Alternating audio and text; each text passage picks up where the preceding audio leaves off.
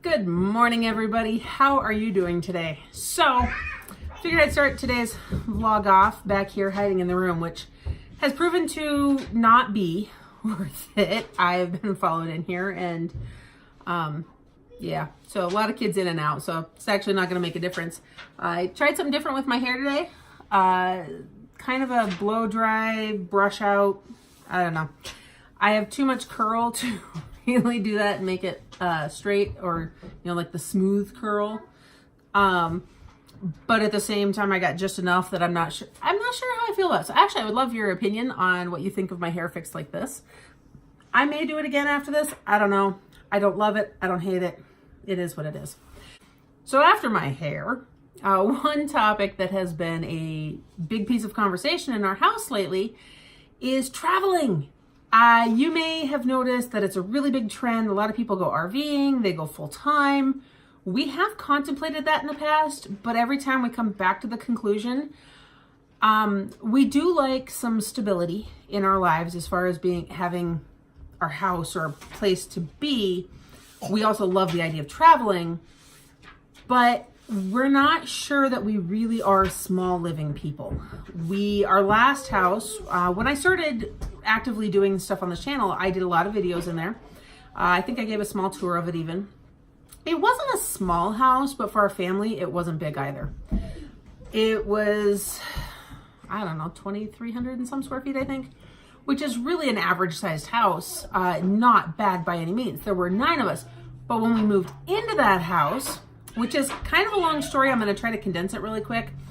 I was 1 week after having our youngest son, Micah, who's now 2, but he was a week old when Sean and one of our older girls came across the state to go house hunting in November. There wasn't a whole lot available. And he had fallen in love with this house. I had knocked it off the list several times prior to this because it wasn't practical, but he wanted to go ahead and look at it anyhow. So I had to pause for 2 seconds to make sure there wasn't a kid actually crying and they were just playing. Anyhow, long story short, there was another house we liked. He was going to come look at it. I told him, you can't look at just one house. So I told him if he wanted to look at this one to get it out of his system, go for it. That way we could say we looked at more than one and we were good. Got all the way out here. The other house canceled. They said, even though he was scheduled to look at it the next day, said they decided to pull it off the market, which actually ended up being a lie. They did not pull it off the market and never ended up selling. That was their loss. But so this was the only house he was looking at. So there was another one I liked. He was going to look at that one. They went to schedule it for the next morning. And the people said, oh, we've got sick kids. Can we do it another day? And he's like, no, I'm only here today. Instead of, even looking at it with sick kids there or anything, they were like, oh, guess we're not showing it to you. So seriously, he only looked at one house. He looked at the one house I knocked off the list several times. The reason was it had an unfinished basement. Still not the end of the world, except what it did have was 2 bedrooms and 2 bathrooms. That was it. And he didn't even get to move with us. The 7 kids and myself moved across the state and lived in this 2-bedroom house for the first month without him. It was not my favorite time. Now, I will say, we did shock ourselves a little bit. It wasn't completely miserable. The kids actually did great, which also showed us if we wanted to travel somewhat, it was completely doable because we put 6 of the 7 kids in the master bedroom. And we took the small bedroom with Micah because he was still in with us. It actually worked out pretty decently. The biggest thing that was a help was the fact that we had 2 bathrooms still, and 2 full bathrooms at that.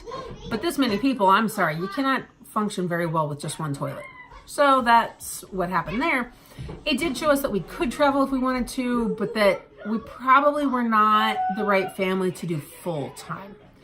Okay, so back to my original topic on this is traveling in general. We would like to, sorry, I've got food stuck in my teeth and it's bothering me, so it's probably going to look funny while you're watching this.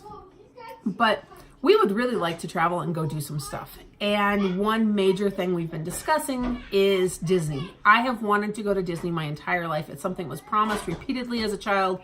We never made it.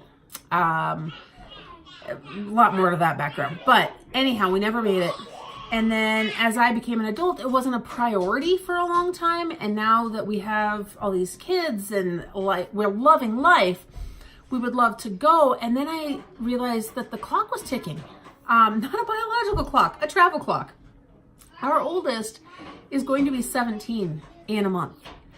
That means we have 1 year until she is legally an adult and can move on with her life. And I would like to do this as an entire family before any of our kids start leaving the nest. We have a year to do this in. So I started saying, you know, we're going to go to Disney in a year. That's what we're doing. I'm actually going to give a couple shout outs to various vloggers in this next little section as I'm telling you this. So we started watching a lot of the Disney food blog, DFB. I found there's a lot of vloggers that do a lot of videos that are very specific to theme parks, to Disney, to Universal Studios, things like that.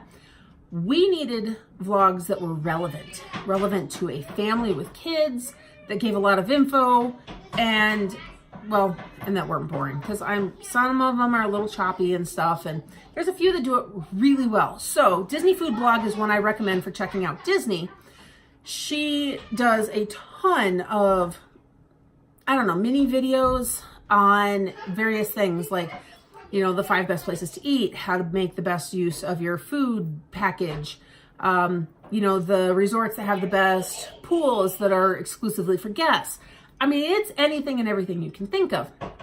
So fast forward a little bit more, I started looking into things. It's not cheap, but we do maintain our Costco membership, which I've mentioned many times before too. And that we can actually travel or schedule travel packages. What am I trying to say here? They have almost like a travel agency type deal within Costco. And we could get a really decent price going through them. But then I got to looking at things. I've never been there. So let's preface with that. I did not realize the differences between Disney and Universal Studios. I knew our kids wanted to do the Wizarding World of Harry Potter because they're very big Harry Potter fans, all the way down to Taya. So 6 out of 7, and the 7th just doesn't know yet. For some reason, I think I thought that was part of Disney. I don't know why, but yet I knew it was separate. I don't know. Anyhow, got to looking into it, found out just how separate it is and how big Universal Studios is. Started watching. There's a YouTuber, Rick's Flicks, and his videos are awesome. They are very family oriented. There's another one too that has done Disney and Universal Studios. That's the Tim Tracker, I think is the name. And, you know, he's got some good information, but his stuff seems to be a little more geared towards just individual people or the couple.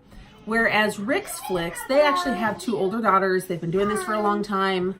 So him and his wife, Nikki, really make the vlogs personable, and they actually go through the areas that our kids want to go to, not the stuff that's really geared towards just adults. They walk through the shops.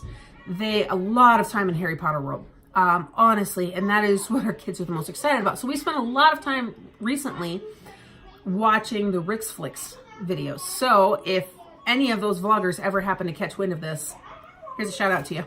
And because of you guys, this is helping us to make our decision. So thank you for doing what you do. Now that we've watched all of that, I started pricing things. It's half price through Costco to go to Universal Studios versus Disney for our family, staying in a resort that's on site there. Half price. That's a really big savings. Now, granted, it's going to cost us almost the exact same amount to travel there and back because we will drive. I am not flying with this crew. I'm sorry. I'm not a huge fan of flying myself. I've done it many times, but I have horrible motion sickness, which is also funny because we're going to a theme park and I probably will not ride most rides because I get horrible motion sickness. But the kids are super excited and I actually really want to see everything. So our plan is at some point in the next 12 months, we're going to go. I think from everything I've priced, we're probably going to do a 4-day pass to Universal Studios, and we'll be there 5 days. We're going to take that 5th day, and either we're going to go ahead and get tickets for 1 day to go to Disney. We'll figure out which park to go to, and we'll figure all that out. Or we're actually just going to go explore the area. We might go to the Kennedy Space Center. There was actually an option for a dolphin package, with through Costco where we could go out on a boat, and when the dolphins are swimming or something, I think it's a glass bottom boat, really cool tour. And it was not a horrible price for the 9 of us to go. So that's super exciting. There's a lot of different things that they gave us the option to add in. I think it was an extra $500 to do the dolphin tour for everybody. There is an option that includes lunch too, but because of food allergies, we can't do that. And that's something else, is they actually address food allergies on their websites. Now, Disney does this too. Universal Studios seems to do it. On their website, you know, they say, don't hesitate, call, ask. And they encourage you to actually ask for the manager or the chef so that you can express the food needs, which is awesome. Now, I tried looking up the restaurants. The one thing I'm disappointed in is they do not have an allergen guide on their websites. So I actually cannot find out ahead of time if each restaurant has products that are peanut based, or to find out what may have eggs in it. So I'm gonna have to call ahead. I will actually call each restaurant and find out if they use any peanut products. Sorry about that noise, the kids are really playing. I will have to call ahead and find out if they use any form of peanut products in that restaurant. And if that's the case, we won't go there. The risk of cross-contamination is just too high with our kids. And I would like to enjoy our vacation and not spend time in the hospital in Florida. So there's that. And then once we're there, then I can confirm the eggs. Thankfully, Walte is horribly allergic to eggs.